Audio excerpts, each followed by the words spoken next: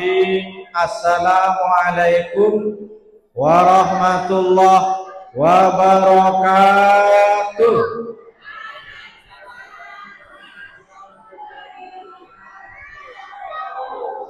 Kalau Tuan pergi ke Batam, jangan lupa mampir di Nagoya. Yang semangat jawab salam, insya Allah pulang jadi orang kaya. Banyak yang punya hutang ya namanya. Assalamualaikum warahmatullahi wabarakatuh.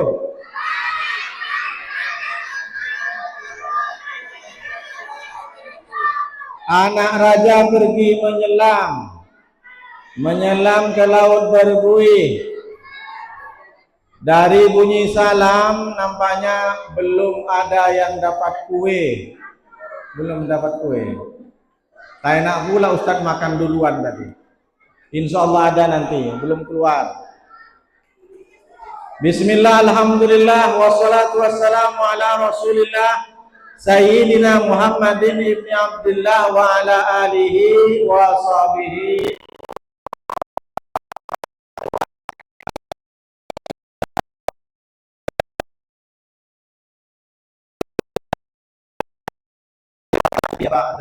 Allahumma sholli ala Sayyidina Muhammad wa ala ali Sayyidina Muhammad. Yang sama-sama kita hormati seluruh Dewan Kemakmuran Masjid Baitus Salam, Pak Ustadz Sumantri, Ustadz Saiful, Ustadz Khairullah, Ustadz Ade, Ustadz semua, Ustadz Sulaiman, Ustadz-ustadz yang lain, mudah-mudahan semuanya sehat, amin.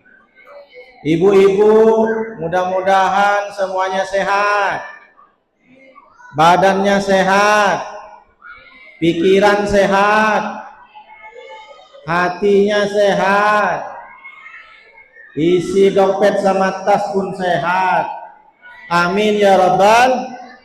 Uang belanjanya setiap hari 3 juta, amin. Nanti bilang sama suami, bang, dengarlah Ustadz rutin tadi itu, selama ini 30.000, malah cukup.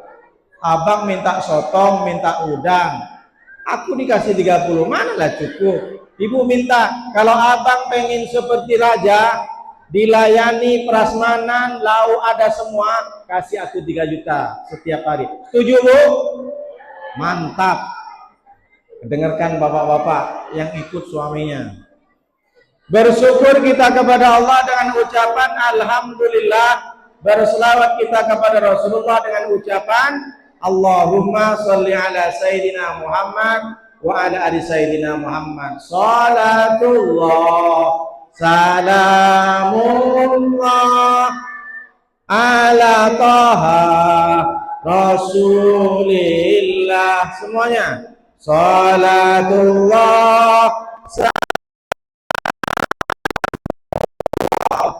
ala yasin habibillah.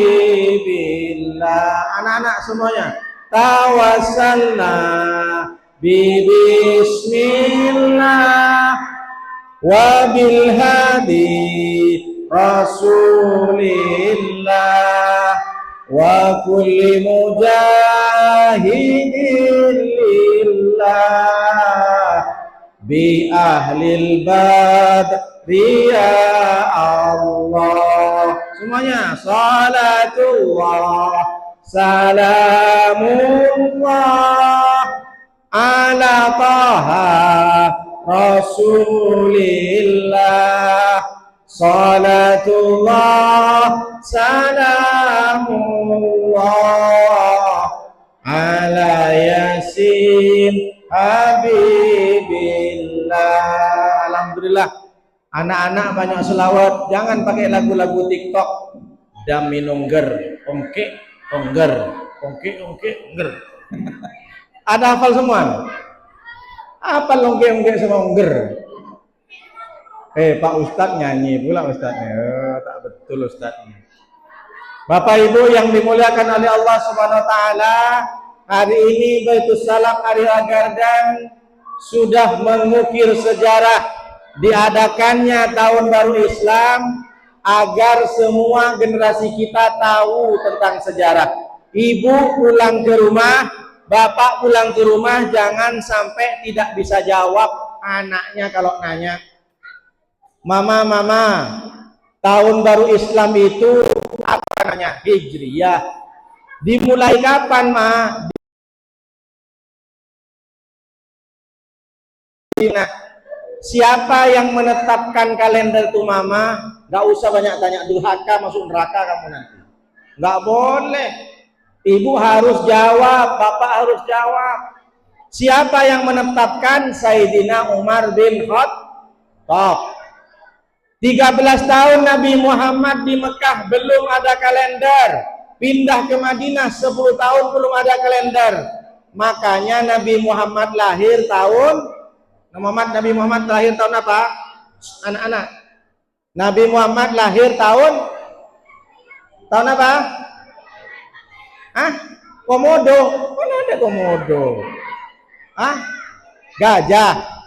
Tahu dari mana kalian? Ada di Al-Quran, Pak Ustadz. Alam taro kaifa fa'ala Rabb. Semuanya.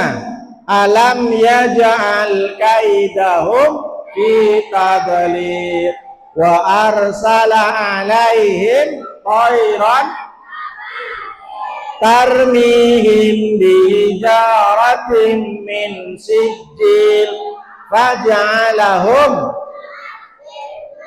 Datang gajah dan pasukan Abraha ingin menghancurkan Ka'bah. Nah, saat itu Nabi lahir.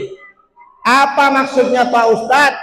Bahwa zaman Islam turun Al-Quran belum ada kalender. Makanya Ustadz punya kawan dulu daftar ke pesantren, ditanya sama pengurus, kamu lahirnya tahun apa? Orang tua saya nggak nyatet, Pak Ustadz, cuma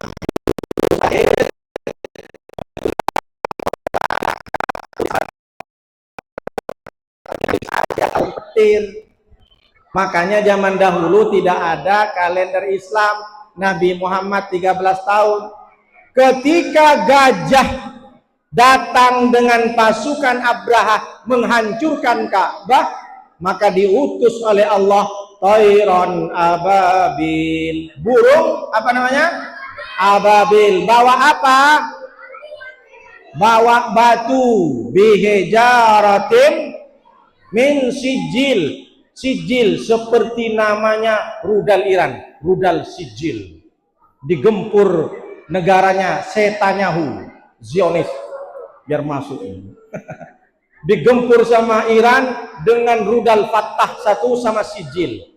Rupanya sijil nama neraka. Kenapa? Karena Ali Khomeini pengen Israel jadi neraka. Mudah-mudahan jadi neraka. Amin. Free Palestine. FYP nanti Pak Ade. Ketika burung ababil bawa batu jatuh ke gajah dan pasukannya, maka seperti ka'asfim makul, seperti daun yang dimakan ulat. Daun kalau dimakan ulat bolong apa tidak? Makanya ibu-ibu masih ingat gak zaman Covid ada bunga yang bolong? Apa namanya, Bu? Bunga yang bolong apa namanya? Ya, bukan Ustadz yang bilang ya, Ibu.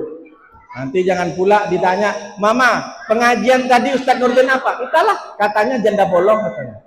Bukan Ustadz yang bilang, ngomong pula Ustadz. Jangan itu yang diingat.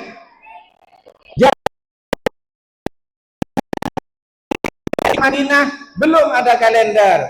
Meninggal Nabi 2 tahun Abu Bakar memimpin, belum ada kalender. Sejak Sayyidina Umar memimpin Islam, barulah dibuat kalender Mari kita bersama-sama baca dari Muharram. 1, 2, 3. Muharram, Safar, Rabiul Awal, Rabiul Akhir, Jumadil Awal, Jumadil Akhir, Rajab, Sya'ban, Ramadan, Syawal, Dzulqa'dah, Dzulhijjah. Banyak yang tak hafal. Coba kalau Januari, Februari, Maret, hafal semuanya. Makanya jangan kasih nama bulan-bulan Masehi. Ada orang, Pak Ustadz, nama anak saya namanya Muhammad Januari. Kenapa Bu? Lahir bulan Januari. Yang ini Septian, lahir bulan September. Ibu yang punya HP, ketik di Google patung Januari, nanti keluar patung bermuka dua, muka satu ke sini, muka kedua ke sini. Jadi Januari itu nama patung yang bermuka dua. Kalau ibu ketemu sama kawan bermuka dua, panggil saja dia, hei Januari. Kita jangan sampai terkecoh. Mulai sekarang yang punya anak jangan ikut-ikutan pakai nama bulan Masehi, nggak bagus. Karena bulan Juli dikasih nama Julai, karena lahir bulan Juni dikasih nama Junini, panggilannya Nini, tambahkan Nini. Maka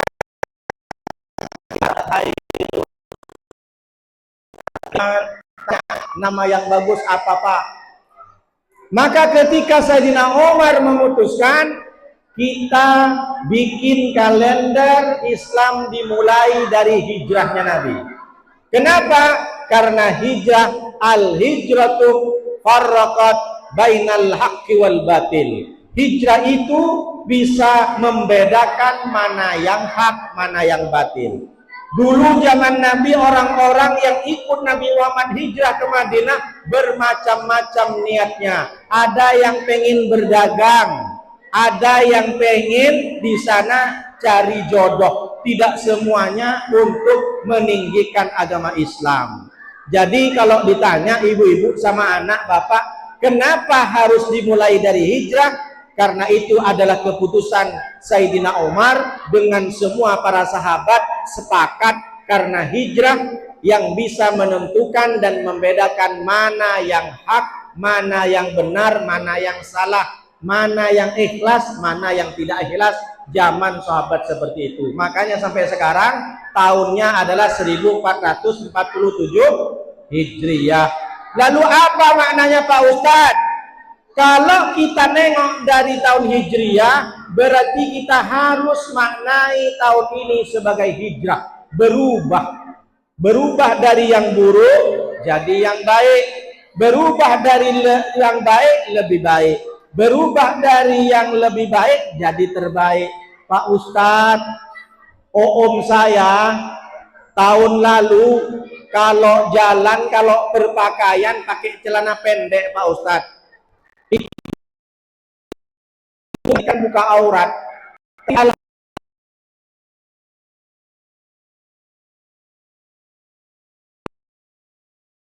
Alhamdulillah berubah Pak Ustadz, udah nggak pakai celana Pak Ustadz. Loh, bukan berubah ke lebih baik itu.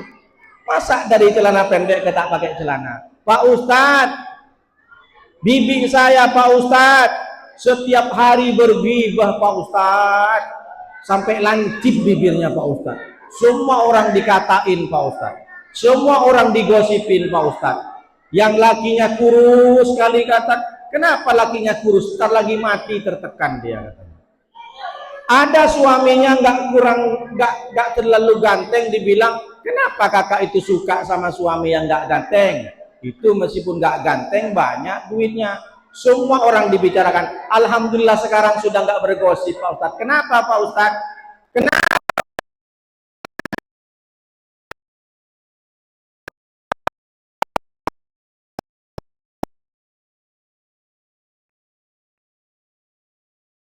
Jemaah Masjid Baitus Salam Area Garden tahun kemarin mungkin sholatnya biasa saja, sekarang sudah menjadi luar biasa. Mangkana yaumuhu khairan min amsihi fahuwa rabihun. Siapa yang hari ini lebih baik daripada tahun kemarin, hari kemarin, sungguh dia adalah orang yang beruntung. Wa man kana yaumuhu mithla amsihi fahuwa mauburun. Siapa yang tahun ini dan tahun kemarin sama saja tidak ada perubahan, sungguh dia rugi. Tapi yang lebih parah, mangkana yaumuhu syarran min amsihi fahuwa mal'unun. Dan siapa yang hari ini lebih buruk daripada tahun kemarin, sungguh dia terlaknat. Kita ganti mic. Inilah bedanya kalau tahun baru. Yang penting istri nggak ganti-ganti ya. Setia. Tes, mantap. Bapak Ibu yang dimuliakan oleh Allah Subhanahu wa taala, pertama yang saya sampaikan, karena tahun Hijriah itu flashback kembali kepada hijrahnya Nabi. Apa yang saya sampaikan Pak Ustadz? Yang pertama yang saya sampaikan, bagaimana Nabi Muhammad punya kawan, punya teamwork yang solid. Gimana ceritanya? Ketika Nabi Muhammad disuruh hijrah ke Madinah oleh Allah melalui malaikat Jibril, yang dipikirkan oleh Nabi Muhammad pertama adalah bestinya. Siapa besti Nabi Muhammad? Abu Bakar Siddiq. Nabi ketika dapat perintah suruh hijrah ke Madinah, bukan istri yang dipikirin dulu, bukan anak, bukan orang terdekat, sepupunya, iparnya, tidak, tapi kawan. Apa yang saya ingin sampaikan, ibu, bapak, baik di majlis taklim, Baitus Salam, baik di komplek, harus punya besti yang benar-benar besti, yang suka duka ada untuk kita. Abu Bakar ketika diajak ke Madinah, Abu Bakar, malam ini kita pindah. Apa kata Abu Bakar? Siap ya Rasulullah. Padahal Abu Bakar tidak tahu mau pergi kemana. Itu baru besti. Sekarang katanya ngaku kawan, katanya ngaku besti, diajak sama kawannya, jeng say besok ikut aku ya. Banyak bertanya, kemana, nanti makan apa, kira-kira aku ditraktir apa enggak, berapa lama pergi. Banyak kali cerita. Kalau ibu ngajak orang, ngajak kawannya, masih banyak pertanyaan, bukan besti. Kenapa Pak Ustadz nanya seperti itu? Dia trauma ketika diajak kawan makan di warung. Kenapa Pak Ustadz? Makan di warung kebanyakan sekarang, terutama ibu-ibu, 5 orang, 6 orang makan di warung, tiba-tiba setelah makan semua pura-pura, ada yang pulang duluan, ada yang pura-pura ke toilet. Kenapa Pak Ustadz? Untuk menghindari membayar. Makanya ibu-ibu kalau pergi bersama-sama kawan tiba-tiba makan, harus akad dari awal. Ini siapa kira-kira yang bayar makanan kita? Apakah kita topak-topak atau gimana? Ini kadang orang jalan keluar dengan kawannya, setelah makan bingung dia mau bayar. Ada yang pura-pura sembunyi di toilet. Kenapa? Takut mau bayar. Akhirnya semua nggak pada bayar.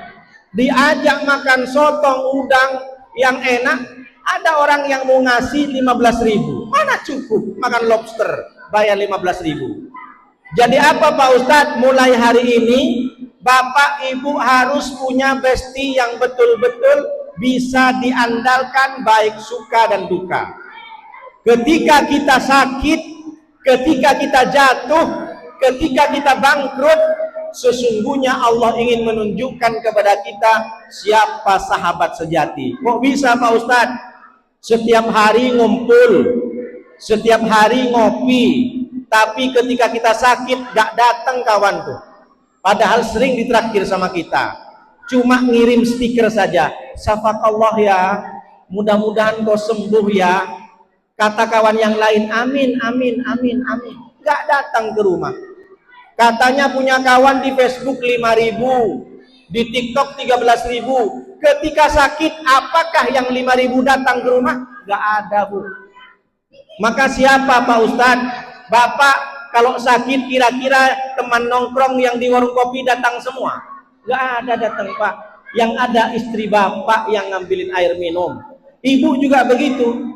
Ketika ibu sakit, yang katanya punya besti di luar, tak sempat datang ke rumah, sibuk aku mau ngantar anak, padahal tiap hari besti. Banyak bapak-bapak itu Ketika keluar menghindari dari istrinya.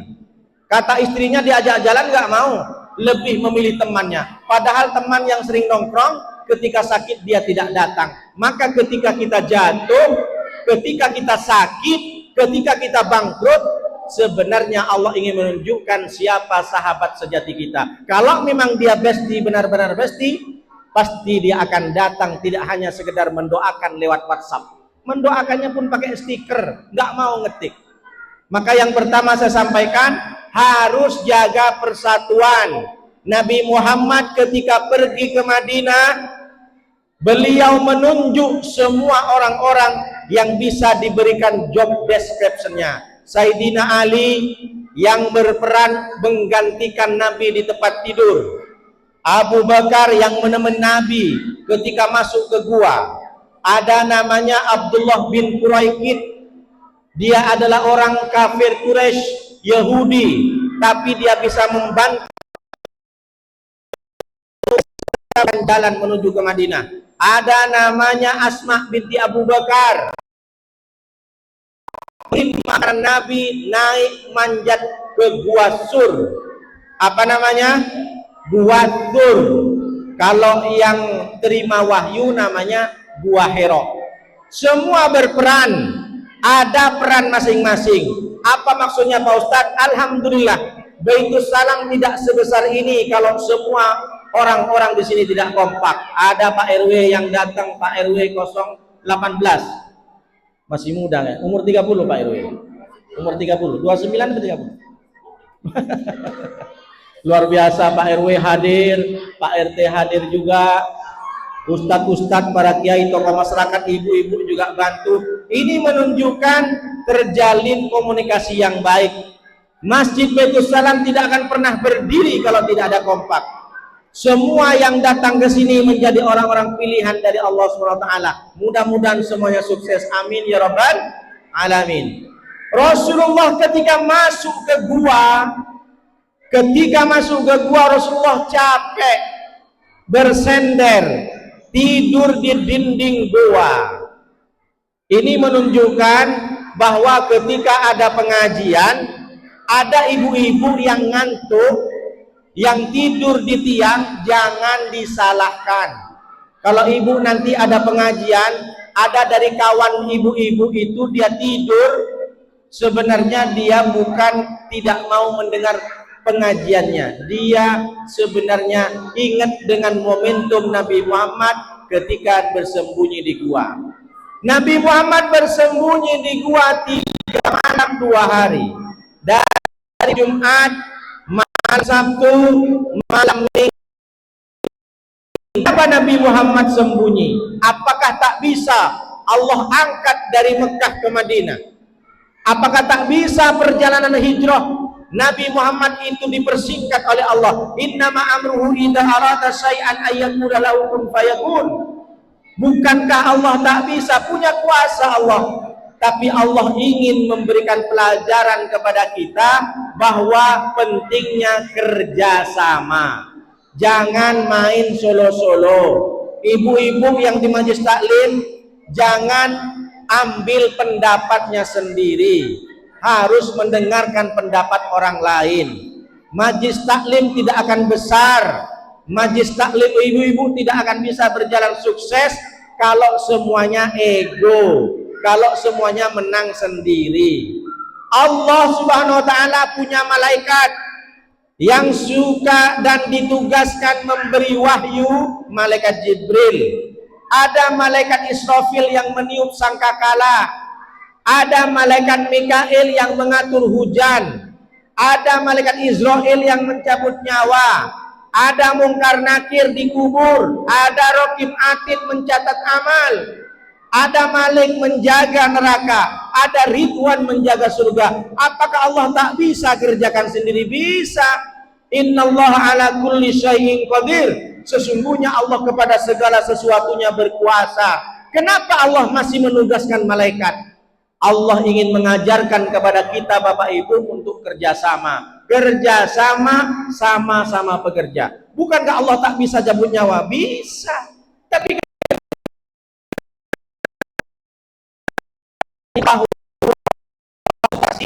setiap komplek, setiap negara, setiap daerah tak bisa berkembang dan maju kalau orang-orangnya tidak kompak. Makanya jaga ukhuwah, persatuan, ada persatuan Islamiyah, persaudaraan, ukhuwah Islamiyah, ada ukhuwah wataniyah, ada ukhuwah basyariyah. Kalau nengok tetangga Pak RW bukan sesama Islam, dia tetap warga Pak RW, harus dirangkul. Kalau nengok warga kita bukan Islam, kemudian juga bukan orang Batam, tapi orang bule, tetap dia adalah ukhuwah basyariyah, teman atau saudara sesama manusia.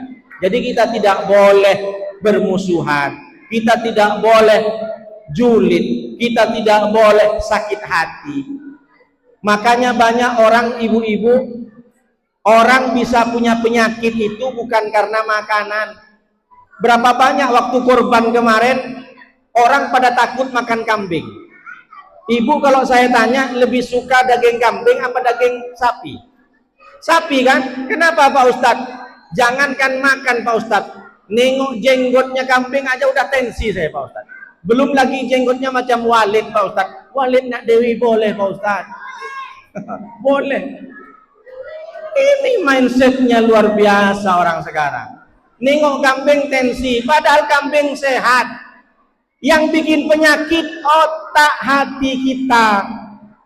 Nengok tetangga renovasi rumah, gemetar dia, darah sudah naik. Nengok tetangga beli mobil baru, dipanggil mobil ambulan. Nengok langsung aslam naik ke atas, masya Allah. Nengok kawan punya bini baru, asam urat kambuh, naik asam urat. Padahal asam urat di bawah, naik pula ke atas. Yang bikin penyakit hati kita, yang bikin sedih dan tak nyaman badan karena pikiran kita. Makanya tipsnya, biar ibu-ibu orang lain nengok harta kita dia senang. Misalkan ibu baru beli emas 20 kilo, amin bu, amin bu, beli emas 20 kilo dipasang gelangnya sini. Nanti kalau dipakai ke kondangan, nengok kawan sudah manyun, bibirnya udah lancip, ibu langsung klarifikasi, ini emas bukan asli, ini emas palsu. Maka ibu-ibu yang manyun gak jadi manyun dia. Oh iya, senang dia. Ibu kalau punya baju, ibu kalau punya motor baru, kawan kita nengok motor kita baru sakit, matanya merah, mau marah, ibu kasih tahu, aku kredit selama 50 tahun. Bilang aja gitu. Emang ada Pak Ustadz kredit 50 tahun? Ah betul Ustadz. Kalau kita cepat klarifikasi Pak, aman. Makanya, jadi kalau ditanya Pak Ustadz, yang membuat penyakit kambuh itu apa? Pikiran kita, hati kita. Makanya jangan julid, jangan baper, tiru Nabi Muhammad, semuanya bahu-membahu membangun. Kita bisa tengok bagaimana Abu Bakar dan Sayyidina Muhammad SAW dibuktikan bukan hanya sekedar simpati, tapi juga empati. Makanya Nabi Muhammad ketika Rasulullah tanggal 10, ibu-ibu yang tidak haid maka boleh diagendakan untuk berpuasa Asyura. Kalau besok namanya puasa Tasu'a, menghapus dosa 1 tahun. Kata Rasulullah, sumu yauma Asyura, berpuasalah kalian di puasa Asyura tanggal 10 bulan Muharram. Tapi kata Nabi, khaliful Yahud, kamu harus bedakan dengan Yahudi. Kalau orang Yahudi tanggal 10 saja, tapi kita disarankan tanggal 9 dan 10. Kalau nggak bisa tanggal 9, 10 dengan 11. Niatnya gimana Pak Ustadz? Nawaitu yauma Asyura, nawaitu sauma gadin liyaumi Asyura sunnatan lillahi ta'ala. Makanya kalau di Jawa Bu, bulan Muharram itu bulan apa namanya? Kalau di kampung, bulan Suro. Pernah dengar Bu ya?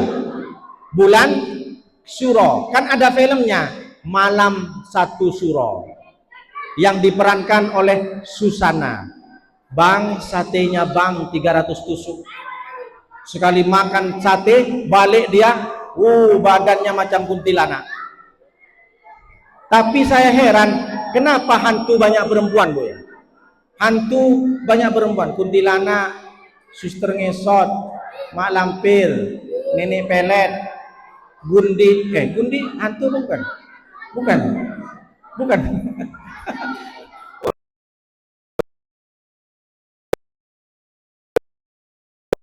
Kalau laki-laki,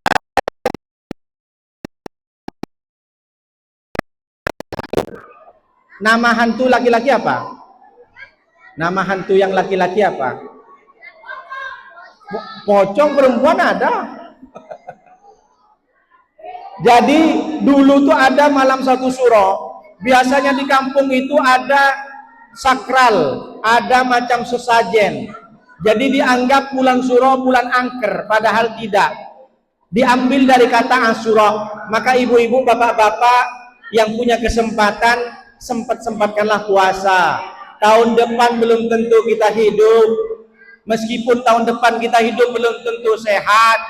Meskipun tahun depan kita hidup, kita sehat, belum tentu sempat. Tahun depan kita hidup, sehat, sempat, belum tentu kita dapat ada kesempatan untuk bisa berpuasa. Mungkin karena banyak acara. Makanya yang kedua, bulan Asyura keutamaannya kata Nabi, man wassa'ah ala iyalihi wa ahlihi wassa'allahu as-sanatah kullaha. Siapa di tanggal 10 bulan Muharram yang melapangkan rizkinya kepada keluarganya, yang memberikan rizkinya kepada istrinya, terutama suami, maka Allah akan lapangkan rizkinya selama tahun itu. Bapak-bapak ingat, ibu, bulan Asyura suami-suami dianjurkan bersedekah menyenangkan istrinya. Kata Nabi, bukan kata saya. Siapa yang kelapangan rizki kepada keluarganya, seorang suami bersedekah. Bersedekah apa Pak Ustadz? Membelikan emas kepada istrinya, maka Allah akan berikan rizki yang tidak terhingga selama 1 tahun. Jadi ibu hari Minggu bilang sama suami, kata Ustadz Nuruddin, hadis Nabi, abang hari ini belikan aku emas.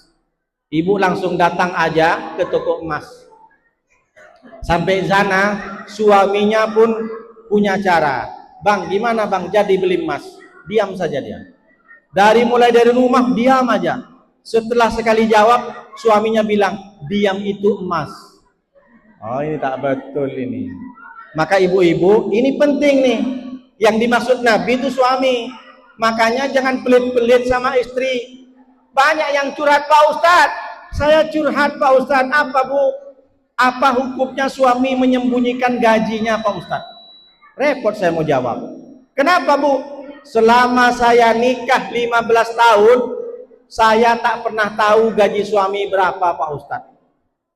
Cuma satu hari saya ketemu dengan amplop coklat Pak Ustadz. Di mana? Di kamar suami. Saya tanya sama suami, bang, ini duit kok banyak sekali, duit apa? Suami saya bilang, duit sial. Kenapa duit sial? Iyalah, udah disimpan rapat-rapat, masih ketemu sama kamu. Maka kata Rasulullah, orang yang bersedekah, yang menginfakkan hartanya kepada terdekat, keluarga terdekat, termasuk istri, maka Allah lapangkan. Jadi jangan dianggap Pak, memberikan uang kepada istri itu hanya kewajiban, tidak. Justru pahalanya banyak. Kata Rasulullah sudah sampaikan, apalagi di bulan Asyura, di bulan Muharram, di tanggal 10. Ini pesan, mudah-mudahan suami-suami ibu bisa paham dengan hal ini. Kenapa Pak Ustadz? Sedekah itu pahalanya besar, akan dibawa ke akhirat. Satu ketika ada orang yang teriak di depan Nabi, mali, mali, mali, ini hartaku ya Rasulullah. ini hartaku ya Rasulullah. Kata Rasulullah, bukan. Hartamu bukan yang itu. Kenapa ya Rasulullah? Illa ma'akalta fa'abnaita, au labista fa'ablaita, au tasaddaqta fa'amdaita. Yang kau makan hilang, yang kau pakai usang, tapi yang kau sedekahkan itulah yang akan kau bawa sampai ke akhirat. Yang kau makan busuk, yang kau pakai lapuk, tapi yang kau sedekahkan kepada istrimu, yang kau taruh di kotak infak Baitus Salam, itulah yang akan mengikutimu sampai ke akhirat. Kenapa Rasulullah bilang yang kau makan pasti busuk, yang kau makan pasti hilang? Coba saya perhatikan pakai testimoni. Saya tanya sama ibu-ibu. Nih ibu-ibu semangat masalahnya. Sehari kalau kita makan nasi, Bu, itu kalau diukur dengan beras sebesar atau seberat 2 on atau 200 gram. Ini normal. Normal makan nasi saja, bukan makan mega cuan, mie ceban, ricis, KFC, cilok, cireng, cimeng. Kok cimeng Pak Ustaz? Kerak telur, apalagi sosis, sosis kering, sosis goreng, sosis basah, sosis lembek, sosis mentah. Apa lagi? Siomay, batagor, apa lagi? Kalau makan nasi saja itu sekitar 2 on beras, 2 gram. Sehari 2 on, 200 gram kali sebulan. 2 kali 30 berapa? 6 kilo sebulan kita makan nasi. Sebulan kali setahun 12 bulan, 6 kilo kali 12, 72 kilogram yang kita makan setiap tahunnya, dikali umur ibu sekarang. Nah, berapa ton yang ibu makan? Nah, mulai dari hidup di dunia ini. Sekarang saya tanya, kalau ibu umur sekarang 40 tahun, sekitar 3,5 ton beras yang sudah dihabiskan oleh mulut masuk ke perut. Sekarang saya tanya, 3 ton itu sudah jadi apa Pak Ustadz? Hilang pada hilang? Hilang. Jadi apa Pak Ustadz? Kotoran. Saya nih orang Madura. Di Madura tuh ada sama Ustadz Hairul, sama-sama dari Portugal. Kami kalau ketemu panggilannya, menyapanya how are you today. Kalau orang Minang kan baakaba, kalau orang Bugis agak kareba, orang Sunda kumaha damang. Kalau kami sama Ustadz Hairul ketemu, how are you today? Are you fine? Fine, thanks. Jadi apa Pak Ustadz? 3 ton jadi apa? Enggak jadi apa-apa. Di Madura ada tembakau, Bu.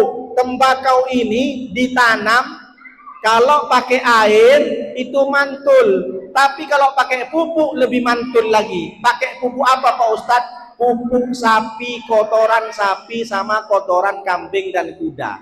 Coba bayangkan, kotoran sapi, kotoran kuda, kotoran kambing dari hewan yang tak punya akal masih dicari dan dibeli. Kotoran manusia apakah bisa untuk pupuk? Ibu punya tanaman bunga di rumah, coba aja ketika buang air besar ditampung, habis itu masukkan, ditaruh ke tanaman ibu di depan rumahnya. Kira-kira jadi apa? 5 jam menguning, besok is dead, mati. Apa yang saya mau sampaikan, Bu? Kotoran manusia tidak ada artinya. Betul atau tidak? Dari saking tak bergunanya manusia, kotorannya. Kira-kira kalau ada orang pakai pupuk dari kotoran manusia, gimana ceritanya? Testimoni, ibu pulang ke rumah, nyoba. Ditampung kotorannya pakai plastik, pakai botol aqua, Sanford, besok taruh di tanaman. Kira-kira jadi apa tanaman? Mati kan? Tak berguna manusia nih Pak. Hewan aja berguna. Betul apa tidak saya ngomong ini? Kotoran hewan masih dicari, kotoran manusia tidak. Apa yang mau disombongkan? Setiap hari kita membawa kotoran, bawa najis. Jangankan kotoran, orang tidur, ibu tidur di rumah, bangun dari tidur di kasur dan di bantalnya sudah model peta Sulawesi sama Kalimantan. Apa Pak Ustaz? Air liur, najis. Kalau ibu tidur kena mukena, najis, tak bisa pakai tidur, tak bisa pakai sholat, kecuali duduk pantatnya tidak naik.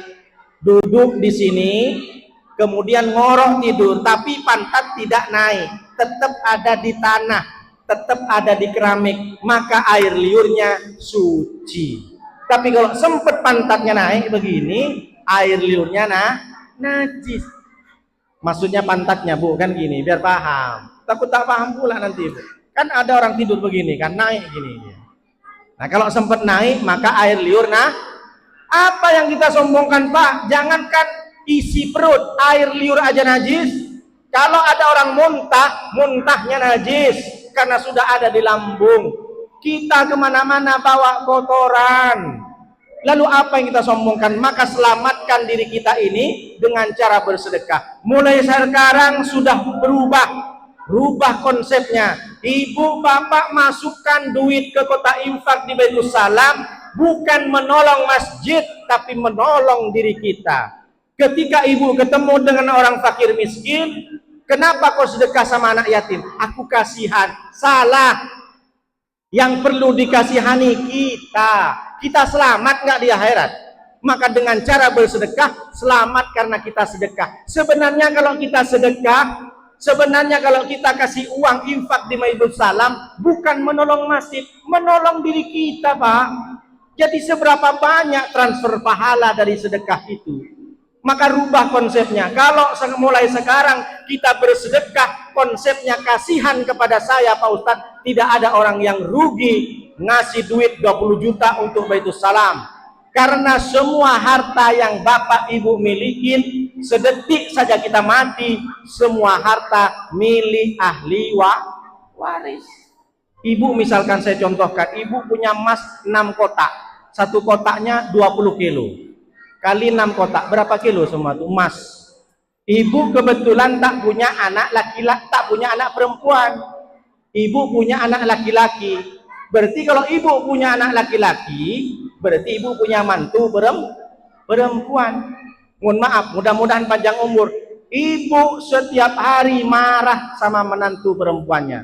Yang tidur pagi salah, yang tak nyuci piring salah. Biasa mertua sama menantu perempuan kan tak pernah akur kalau satu atap. Betul apa tidak? Oh, tak akur, serba salah menantu. Yang tidur pagi salah, yang nyapu malam-malam salah sama mertua. Betul, belum lagi mertuanya cerewet kali.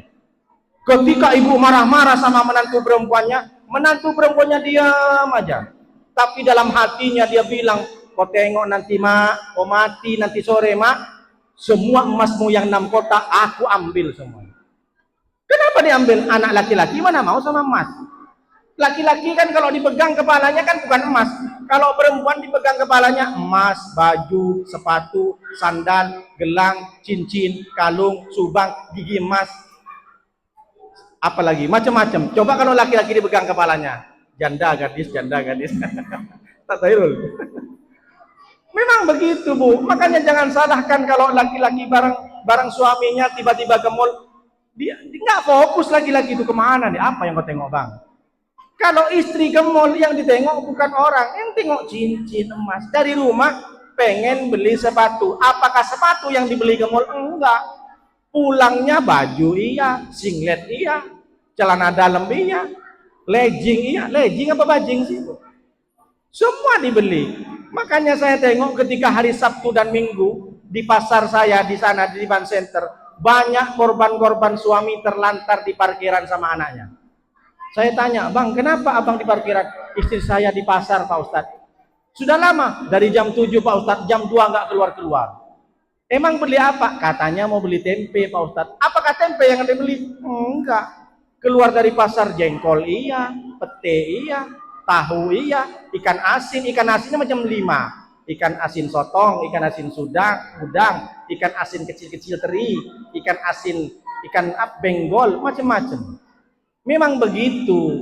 Makanya istri itu bisa suami cara memberikan hadiah dan untuk membahagiakan. Maka mulai sekarang dirubah mindset kita, rubah pikiran kita. kita bersedekah kepada orang, ke fakir miskin, kita membantu Masjid Baitus Salam, kita membantu anak yatim, bukan kasihan kepada mereka, bukan kasihan kepada masjid, kasihan kepada diri saya nih Pak Ustadz. Apakah saya selamat? Maka sedetik saja kita meninggal, semua harta kita milik ahli waris.